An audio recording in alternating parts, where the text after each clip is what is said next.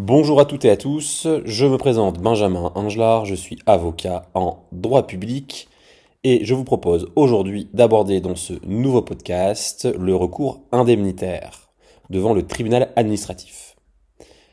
Avant toute chose, si vous souhaitez avoir des informations complémentaires sur ce sujet, comme les autres sujets traités en podcast, n'hésitez pas à consulter le site internet du cabinet. Nous sommes un cabinet d'avocats. Nous intervenons partout en France et nous avons des locaux physiques à Paris, Lyon, Lille, Marseille et Arras.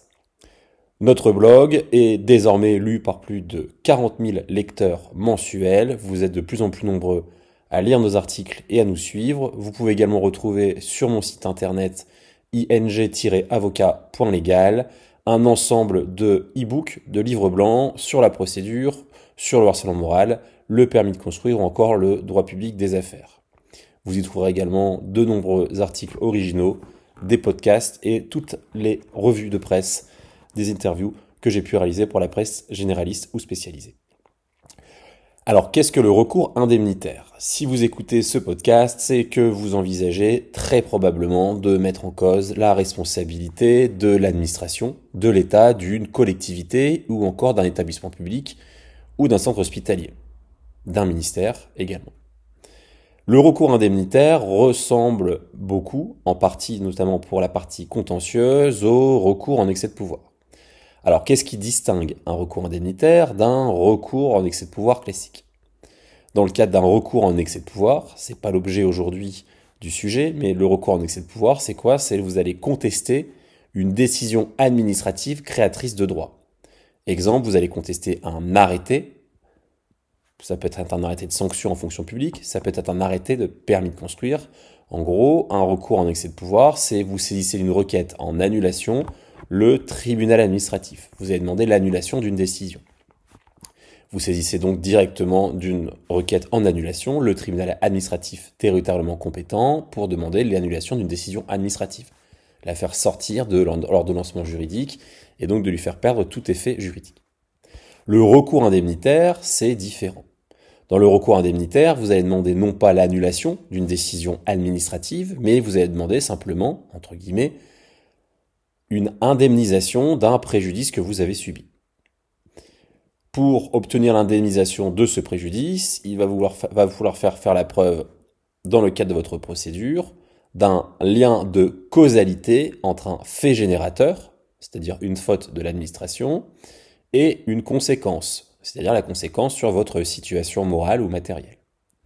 Et cette preuve du lien de causalité doit être apportée par tout moyen. On parle d'éléments probants. Il faut donc faire le lien entre une cause et une incidence. Ça, c'est pour la réflexion globale d'un point de vue de la réflexion juridique. Pour parler plus précisément de la procédure, il est extrêmement important de garder en tête et de noter, en réalité, s'il y a une seule chose à retenir de ce podcast, c'est que pour faire un recours indemnitaire devant le tribunal administratif, à partir du moment où vous avez demandé 0,0001 euro, donc au premier euro, il faut impérativement que vous liez ce qu'on appelle le contentieux. Lier le contentieux, c'est quoi ? C'est que contrairement, et c'est très important de le retenir, sinon toute votre procédure tombe à l'eau, contrairement à une requête en annulation, vous n'avez le droit de saisir le juge administratif d'une demande indemnitaire que si et uniquement si, au préalable, vous avez tenté une démarche amiable auprès de l'État, auprès de l'administration, auprès de votre collectivité, de votre ministère ou établissement public. Alors, lier le contentieux, ça consiste en quoi ? Ça consiste à notifier, donc c'est un acte pré-procédural, qui peut être un acte fait par un particulier ou un acte d'avocat. Cet acte pré-procédural obligatoire, c'est donc un acte préalable obligatoire à peine de nullité. Il faut que vous notifiez un courrier recommandé avec accusé-réception à votre administration. Et dans ce courrier préalable, donc dans ce recours préalable indemnitaire, qui ressemble beaucoup à un recours contentieux, dans cette requête préalable indemnitaire, qui en général fait aller entre 5 et 20 pages, il faut que vous exposiez qui vous êtes, la chronologie des faits et que vous indiquiez précisément pourquoi est-ce que vous entendez engager la responsabilité de votre administration. À titre d'exemple, Si vous estimez que vous avez subi un accident sur la voie publique, ou si vous estimez victime de harcèlement moral ou n'importe quel fait qui serait susceptible d'engager la responsabilité de l'État ou de l'administration, vous envoyez votre courrier recommandé à votre autorité hiérarchique ou à la collectivité ou à l'administration ou au ministère. Vous dites voilà, je suis Monsieur Tartampion, j'exerce les missions de gardien de la paix, admettons, depuis telle date au sein de votre administration. Mon grade est le suivant. J'entends vous exposer ci-après les faits pour lesquels je vous prie de bien vouloir considérer la présente comme valant un recours préalable indemnitaire. Donc vous indiquez que c'est bien un recours préalable indemnitaire. Vous envoyez impérativement ce courrier en recommandé. On va le voir par la suite parce qu'il faut avoir la certitude de la date de réception et d'émission de ce recours préalable. Dans ce recours préalable, vous allez indiquer le plus précisément possible pourquoi est-ce que vous estimez que votre administration a généré un préjudice.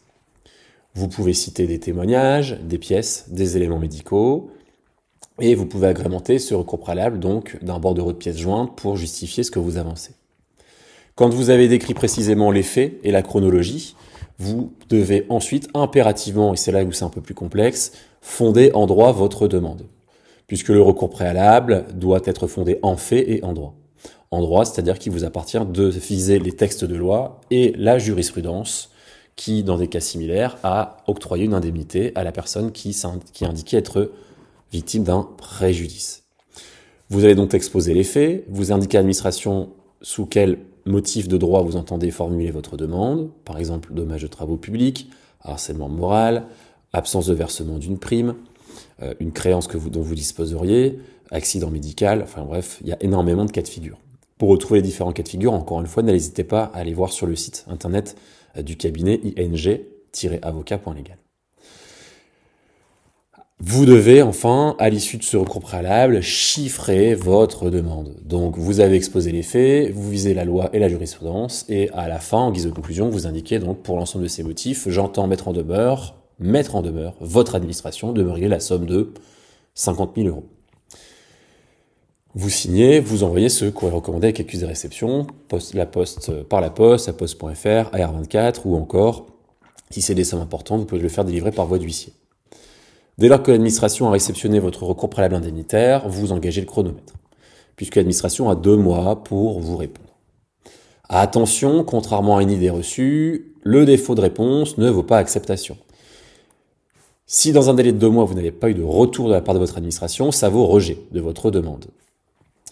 Si vous avez un simple courrier qui vous indique « Monsieur X, j'ai bien reçu votre demande, nous allons y prêter la plus grande attention et nous allons revenir vers vous. Attention, c'est un piège, cela vaut rejet. » Donc si vous avez un refus explicite ou un refus implicite dans un délai de 2 mois, en gros, il faut vous dire que quand vous notifiez votre recours préalable, si dans un délai de 2 mois vous restez sans retour, eh bien ça vaut rejet. À partir de cette date, vous avez alors à nouveau 2 mois pour saisir au contentieux le tribunal administratif. Par exemple, si vous envoyez votre recours préalable indemnitaire le 1er janvier, eh bien au 28 février, 2 mois, rejet implicite. À partir de ce moment-là, vous avez jusqu'au 28 avril pour saisir le tribunal administratif d'un recours contentieux. Dans le cadre de ce recours contentieux, on va ici parler de recours de plein contentieux ou de recours indemnitaire, et donc c'est une requête indemnitaire devant le tribunal administratif. Le tribunal administratif compétent est le lieu d'affectation ou le lieu de localisation de l'administration dont vous entendez mettre en cause la responsabilité. Une requête indemnitaire, c'est quoi? C'est un acte procédural, et ici en l'occurrence, spécificité par rapport au recours en excès de pouvoir, l'avocat est obligatoire. Vous ne pouvez pas saisir seul le tribunal administratif sans avocat dès lors que vous demandez la condamnation à vous régler une somme d'argent. Dans ce recours indemnitaire, vous pouvez également trouver quelques exemples sur notre site. Il faut faire sous la forme d'une requête. Première page, c'est donc bien une requête introductive d'instance indemnitaire. Vous indiquez en page de garde qui vous êtes et contre qui vous agissez. Vous visez également l'annulation de la décision. Pourquoi est-ce qu'on parle d'annulation de la décision? Parce que vous saisissez le tribunal du refus de faire droit à votre recours préalable indemnitaire. Vous contestez donc l'opposition implicite ou explicite opposée à votre recours préalable indemnitaire. Dans cette requête, à nouveau, vous allez détailler encore plus que dans le recours préalable indemnitaire l'ensemble des faits qui vous ont amené à saisir le tribunal. Vous devez également exposer au tribunal la loi sous laquelle vous entendez vous placer, puisque bien entendu on est dans un état de droit, et donc vous ne pouvez demander une indemnité que si celle-ci est prévue par des textes. Il faut donc que vous visiez expressément les dispositions légales applicables à votre cas de figure. Également, pour augmenter les chances de succès, vous allez rechercher la jurisprudence. La jurisprudence, c'est quoi? C'est des précédents. C'est-à-dire que dans un cas de figure similaire, des décisions ont déjà été rendues par des tribunaux administratifs, des cours administratifs d'appel ou le Conseil d'État, et ont fait droit à une demande. Par exemple, et ça fera l'objet du prochain podcast, si vous entendez agir pour une indemnisation liée à un préjudice moral, nous allons mettre en ligne les différentes décisions favorables que j'ai obtenues devant le tribunal administratif ou les cours administratifs d'appel et où nous avons obtenu des condamnations. Également, si vous êtes victime d'un accident sur la voie publique, le cas classique, vous marchez dans la rue, vous tombez dans un trou, c'est un peu caricatural mais ça arrive quand même assez régulièrement. Ici on parle de dommages de travaux publics, vous êtes un usager ou un tiers, et bien vous pouvez obtenir une indemnisation. Et bien vous citez l'ensemble de ces jurisprudences. Également, vous pouvez également engager la responsabilité de votre administration si, par exemple, votre voisin a fait une construction illégale, vous avez mis en demeure le maire de faire constater l'infraction, le maire refuse de faire un PV de constat d'infraction au code de l'urbanisme, et bien dans ce cas-là, vous pouvez engager la responsabilité de la commune. Également, une fois que vous avez fait les faits, la loi et la jurisprudence, c'est toujours la même chose. Quatrième et dernier point, il faut chiffrer votre préjudice. Pour justifier votre chiffrage, vous pouvez produire un certain nombre de pièces. À la fin de votre requête, vous faites le dispositif par ces motifs et vous indiquez donc condamner la commune, la collectivité, le ministère à vous régler la somme de, je dis n'importe quoi, 50 000 euros. Il faut absolument chiffrer votre requête indemnitaire, c'est très important. Ce que je constate souvent, c'est que parfois, quand les particuliers saisissent seuls, ce qui est encore une fois irrecevable, mais parfois ça arrive, il ne faut pas inviter le juge à prendre une décision sans la chiffrer. Si vous indiquez « je souhaite que vous condamniez à la somme qui vous plaira », ce n'est pas possible, il faut que vous chiffriez votre préjudice. Votre préjudice peut être matériel, il peut être également moral. Surtout très important, n'oubliez jamais qu'en matière indemnitaire, comme en matière de recours en excès de pouvoir, en plus de votre préjudice, la partie de l'administration qui perd, donc l'administration perdante, devra vous rembourser vos frais d'avocat. C'est donc à vous d'avancer les frais d'avocat, mais ces derniers vous seront remboursés à l'issue de la procédure.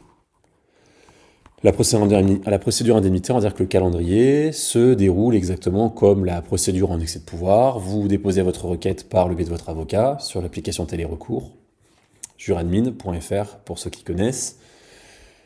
Cette requête est transmise par l'intermédiaire du greffe à l'administration. L'administration va alors avoir un certain délai pour répondre, qui peut varier malheureusement entre 2 mois et 1 an. C'est le juge qui décide du calendrier. Lorsque l'administration réceptionne votre requête, elle va alors produire un mémoire en défense qui vous sera transmis par votre avocat et vous pourrez préparer votre défense. Vous pourrez à nouveau produire des écritures. Donc pour résumer, vous déposez votre requête indemnitaire, celle-ci est transmise à l'administration par le greffe du tribunal administratif. L'administration transmet à son tour sa réponse, qui vous est transmise par le greffe, et vous pouvez à nouveau répondre en produisant un mémoire complémentaire, un mémoire en réplique, un mémoire en duplique, etc., en triplique si vous en produisez 3.